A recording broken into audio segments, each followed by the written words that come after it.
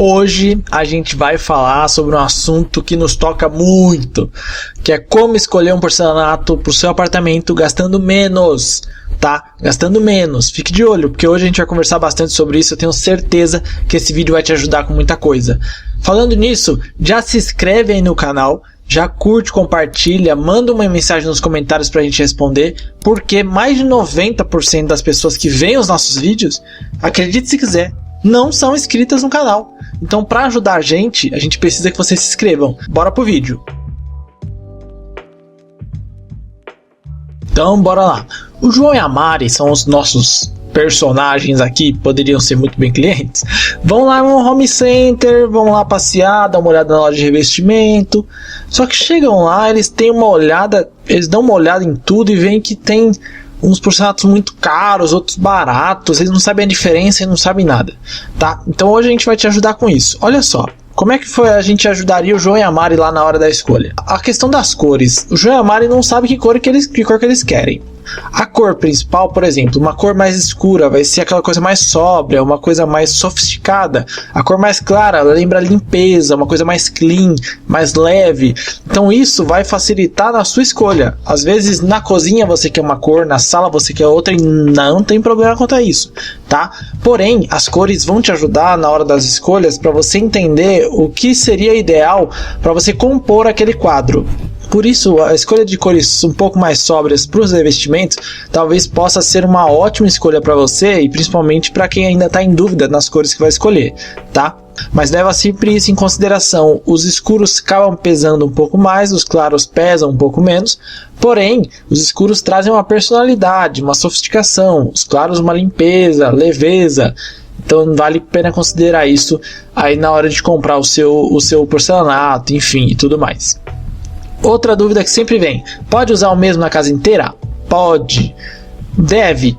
Não sei. Se você quiser, sim, tá? Por que eu falo que pode e talvez não deva, ou enfim, ou se deve? Você que pode escolher.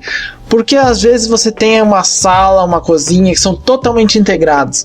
E às vezes você muda o piso, isso quebra a integração, então seu ambiente não parece tão clean quanto ele poderia ser, tá? Então vale a pena dar uma olhada nisso, vale a pena ver se você consegue integrar todos os ambientes com o mesmo revestimento. Então vale muito a pena olhar para saber se você consegue combinar isso e deixar isso tudo na mesma linha de pensamento. Isso vai fazer o seu ambiente parecer maior, principalmente para apartamentos pequenos. Você vai gastar menos e principalmente quando você tiver uma integração para um revestimento só, tá? Normalmente você consegue uma negociação maior comprando a maior quantidade, tá? Vale a pena pensar nisso. Outra questão que sempre nos perguntam: Felipe, porcelanato brilhante ou fosco? Gente, isso é uma briga que nunca vai acabar. Qual que você gosta? Pra sala, cozinha, a gente pode até pensar num brilhante. Agora, quartos, particularmente, eu não uso brilhante. Por quê? Porque eu acho que a reflexão dele me parece muito mais frio, deixa o porcelanato um pouco mais frio. O fosco me parece um pouco mais aconchegante, então isso vale a pena de vocês olharem também. Mas já teve casos, inclusive aqui em cima no vídeo do Rosa Chá, tem o caso em que a gente usou o piso brilhante, o porcelanato brilhante, a pedra grande de 90 por 90 na sala e cozinha e área externa ali, que seria uma lavanderia, varanda, e a gente usou inteiro brilhante indo até o corredor, e nos quartos a gente usou o fosco do mesmo revestimento. Ou seja, você pode fazer essa brincadeira, usar o fosco em pisos, enfim, e por exemplo nos banheiros usar o mesmo revestimento que você usou no piso, só que ao invés de ser fosco, ser brilhante nas paredes, tá? Vale bastante a pena ver isso. Inclusive, o brilhante escorrega um pouco mais nos banheiros. Principalmente é bom dar uma olhada nisso, porque você pode ter algum tipo de acidente, alguma coisa, se você não pensar nessa situação. Outra dúvida é que o João e a Mari chegaram lá no home center ou na loja de revestimento e eles estão com dúvida. Qual que é a dúvida deles? O que é bold e o que é retificado? Bold, ele tem aí, como está na imagem mostrando, ele tem uma bordinha, a borda dele é mais arredondada. Esse arredondamento faz com que ele não tenha tanta junção, ou seja, ele precisa ficar um pouco mais longe. Quando ele fica um pouco mais longe, o que acontece? Mais rejunte.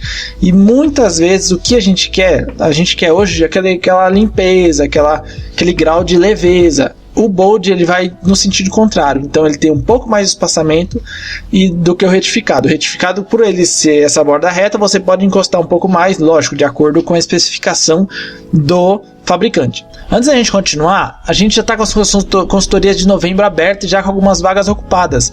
Então assim, dá uma olhada aqui, aqui na descrição vai estar o link.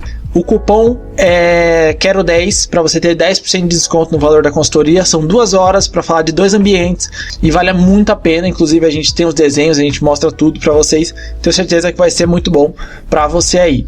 Outro assunto que ficou muito em alta são os revestimentos 3D. Os revestimentos 3D eles têm alguns brilhantes, outros foscos, outros de mais bom gosto, outros de menos bom gosto. Acabaram caindo meio que no radar do brasileiro, né? E a gente acaba gostando bastante deles. Eu uso alguns revestimentos 3D, porém eu não uso gesso, eu uso a cerâmica própria, o porcelanato. A Portinari tem uma linha maravilhosa, inclusive a gente usou aqui nesse vídeo aqui em cima. A gente fez o apartamento do Bosque 73, que a gente fez com esse porcelanato na parede, uma parede de 5 metros inteira com esse porcelanato, e assim, ficou maravilhoso. Tem aqui o tour, paginação.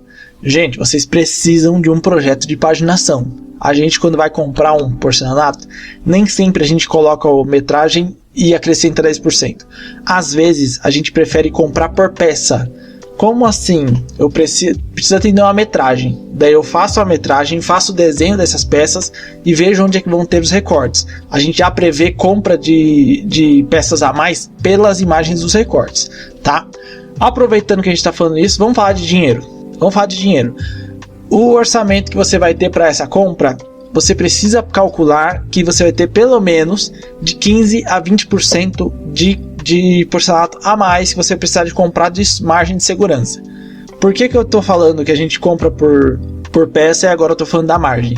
Porque nesse meio tempo em que a gente foi fazendo muito apartamento pequeno e tudo mais, a gente está trabalhando muito com smart houses e a gente acaba percebendo que normalmente a gente precisa fazer o cálculo das peças e normalmente a metragem dá entre 15 e 20% a mais de margem de segurança do que normalmente a gente precisa num apartamento comum ou numa casa maior, tá? Então vale a pena olhar. E até o que a gente está fazendo, a gente está pegando, em vez de pegar peças maiores, pegar peças menores, para a gente poder colocar em ambientes menores, por exemplo, o banheiro.